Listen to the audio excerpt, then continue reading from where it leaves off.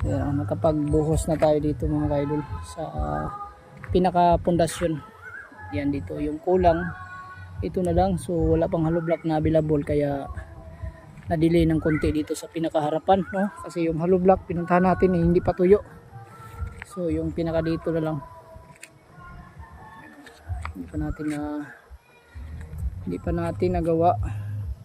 So at dito sa pinakababa ayan ay meron na yung sabang natin dito. Yes.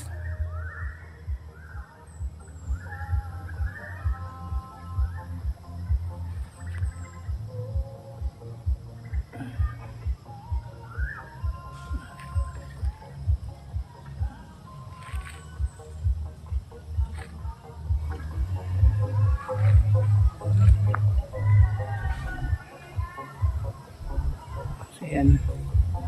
So nakapagpurma na tayo banda dito sa harapan. Ayan, may purma na, nabuhusan na yan kanina.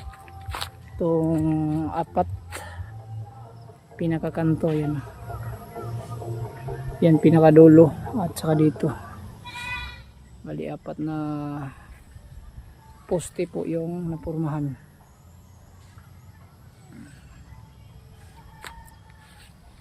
Tayo uuwi muna kasi nahabol na tayo sa ulan.